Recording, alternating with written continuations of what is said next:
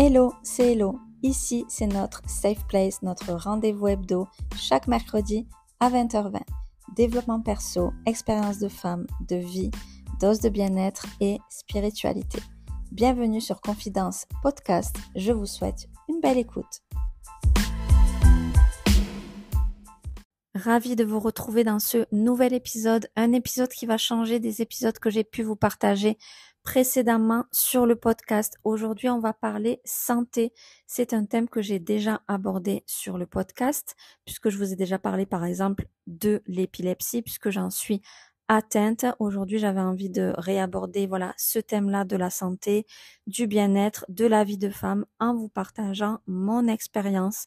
Ce ne sera pas un épisode un petit peu médical. Je ne vais pas rentrer vraiment dans des statistiques, vraiment dans tout ce qui est médical, mais vraiment un partage d'expérience. C'est vraiment ce que je veux faire ressortir du podcast. C'est vraiment du développement personnel, de la spiritualité, du bien-être et du partage d'expérience, du partage de vie de femmes. Donc voilà, on va parler de ce thème-là, de thème de la santé. Le titre de l'épisode, j'ai échappé au cancer, c'est réel. Je suis guérie depuis à peine 6 mois, donc c'est tout à fait récent pour une guérison. J'y ai échappé et Dieu merci.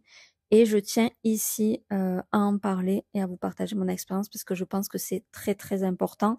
C'est un peu un épisode de prévention parce que comme je vous ai dit, j'y ai échappé, j'ai été suivie, etc. Et tout va très bien, bien évidemment. Il y a beaucoup de femmes qui sont dans mon cas, avec qui j'ai pu échanger principalement sur Instagram, des femmes qui ont eu un processus un peu plus poussé que le mien, un peu plus grave entre guillemets.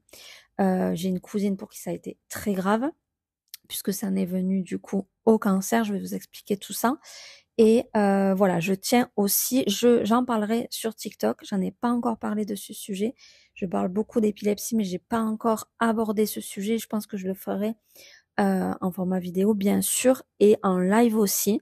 Donc je vais vous expliquer un petit peu tout ça et un petit peu par quoi je suis passée et qu'est-ce que ça concerne. Je pense que c'est vraiment très important. Donc c'est parti. On va donc parler ici du papillomavirus, le HPV. Il existe plein de sortes de papillomavirus. C'est un virus qui est très très complexe, donc il va toucher autant les femmes que les hommes, bien que je crois que c'est plus au niveau statistique, en tout cas, je crois qu'il y a plus de femmes qui sont touchées que les hommes. Il existe un vaccin, mais pas depuis très très longtemps, depuis quelques années. En tout cas, pour ma part, à mon âge, à 36 ans, ce n'était pas possible d'être vaccinée. C'est trop tard pour moi. Mais si vous avez des enfants, etc., c'est conseillé. C'est un vaccin qui est conseillé. Ça reste un vaccin, donc toujours faire attention par rapport à ce qu'on peut entendre, par rapport aux effets, etc. Mais c'est vrai que c'est quelque chose qui est conseillé par les médecins, que ce soit pour les filles ou pour les garçons.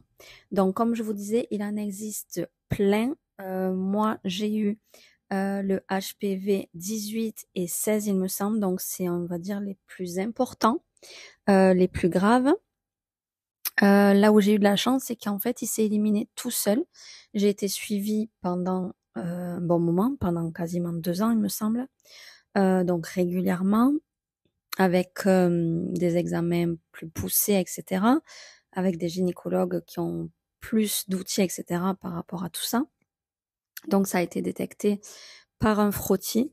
Donc voilà, cet épisode, il est là aussi pour vous inciter vraiment les femmes à faire votre frottis tous les ans ou tous les 2 ans. Moi, lorsque j'ai fait le frottis et qu'il s'est avéré positif au HPV, je crois que ça faisait 3 ans que je n'avais pas fait, ce qui est rare parce qu'en général, je faisais ça tous les 2 ans. Mais là, j'avais un petit peu attendu. Et du coup, au bout de 3 ans, il s'est avéré être positif. Et ensuite, j'en ai fait régulièrement pour, surveiller tout ça. Et il s'est éliminé au bout de 1 an et demi. Parce que je vous disais, ça fait environ 6 mois que le dernier frottis, du coup, s'est avéré négatif. C'est quelque chose qui peut revenir. Voilà, c'est quelque chose qui peut revenir, qui peut partir tout seul. Parfois, ça ne part pas tout seul et du coup, il faut se faire suivre un petit peu plus, faire des examens un petit peu plus ou des opérations. Il y a ce qui s'appelle la conisation. N'hésitez pas à me dire si vous êtes concerné ou si vous avez été concerné par ce virus. Donc, comme je vous l'ai dit dans le titre, j'ai échappé au cancer parce que le papillomavirus peut amener au cancer du col de l'utérus. Donc, j'ai une cousine à qui c'est arrivé et c'est allé jusque-là et elle a dû se faire retirer l'utérus. Donc voilà, c'est assez grave et important. C'est pour ça que c'est très important. Voilà, le suivi, ça va vous empêcher du coup que ça aille jusque-là. Parce que moi, ma cousine, par exemple, ça faisait 7 ans, je crois. Pendant 7 ans, elle n'avait pas fait de frottis. Donc voilà, c'est le frottis, c'est ce qui va vous permettre que ce soit décelé, puisque c'est décelé uniquement au frottis. Et ça va vous permettre d'être suivi, ça va vous permettre, si besoin, de faire cette conisation ou, ou peut-être aller un petit peu plus loin dans les opérations ou que ça parte tout seul comme moi. La difficulté, c'est qu'il n'y a pas de symptômes. Il n'y a aucun symptôme au HPV, au papillomavirus. Voilà, vous ne le savez absolument pas que vous l'avez. Parce que du coup, moi, je l'avais peut-être depuis 1 an, 2 ans ou 3 ans, je sais pas, puisque ça faisait 3 ans que j'avais pas fait de frottis. Mais voilà, aucun symptôme. Et la difficulté aussi, et c'est là le gros souci, c'est qu'en fait, il y a que le vaccin pour le HPV. Il y a rien du tout qui empêche de l'attraper. C'est-à-dire que, alors il y a plusieurs modes de transmission, je vais pas aller dans tous les détails de tout ça, mais voilà, il y a plusieurs modes de transmission. Donc ça peut être par voie cutanée, ça peut être en piscine, vous savez, quand vous allez vous baigner dans les piscines municipales, etc. Voilà, par contact et aussi par voie sexuelle. Et le problème, c'est que par voie sexuelle, alors c'est pas une infection sexuellement transmissible, c'est pas une IST ni une MST, c'est un virus. Parce que voilà, il y a d'autres méthodes il y a d'autres transmissions que la voie sexuelle, mais c'est possible que ça se transmette du coup par voie sexuelle, par contact cutané. Et la difficulté, c'est qu'il n'y a aucune solution par rapport à ça. C'est-à-dire que même le préservatif ne protège pas de la transmission du HPV, du papillomavirus. Donc c'est là, voilà, la grosse difficulté lorsque vous allez voir votre gynéco et que vous savez que vous avez ça, eh bien, il n'a pas de solution à vous apporter. La seule solution, ça va être l'abstinence totale. Il n'y a aucune solution pour contrer ça. Et lorsque vous l'avez, eh ben, du coup, potentiellement, vous pouvez le transmettre aussi. Et en fait, ce qui est compliqué, du coup, et c'est pour ça qu'il y a beaucoup de personnes qui l'ont, c'est parce qu'elles ne savent pas qu'elles l'ont.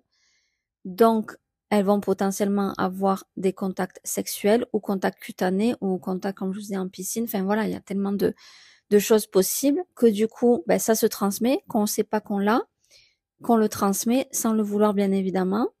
Et c'est là que c'est très compliqué. C'est pour ça que je voulais vous en parler parce que je trouve que c'est important de savoir que ça existe. C'est important de savoir ce que c'est.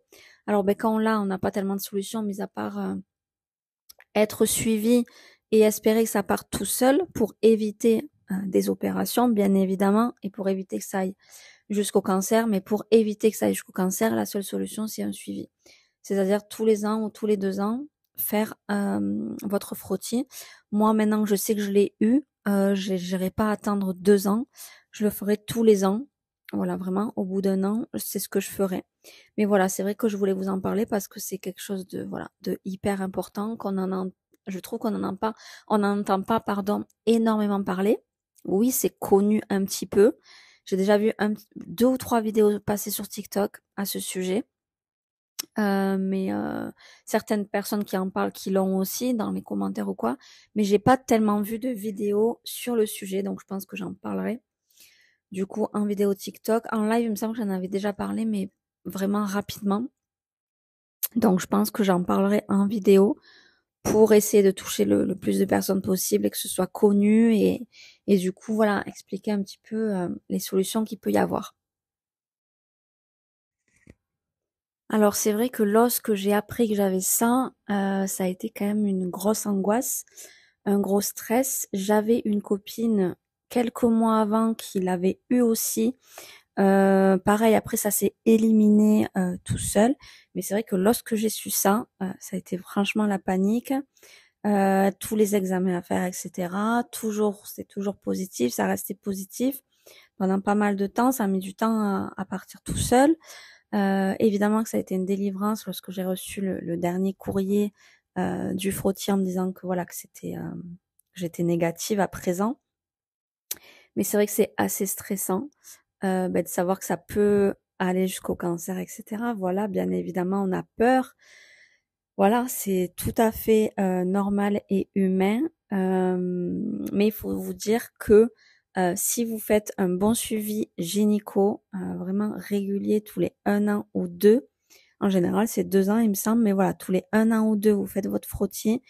Et même si c'est positif sur le frottis, vous allez avoir un suivi très régulier. Important, voilà, d'avoir un bon neurologue, d'être bien suivi, évidemment. Mais sachez que c'est quelque chose qui, enfin, disons que les gynécos, voilà, ils sont pas trop alarmants. On a plus peur nous que eux. Alors bien évidemment, ils sont du métier, ils sont là pour nous rassurer, tout ça. Mais honnêtement, moi, il a été plutôt rassurant. Pour lui, c'était pas grave. Il y a tellement de femmes qui ont ça. Mais je crois je crois qu'il y a 60%. Il me semble que c'est un gros pourcentage.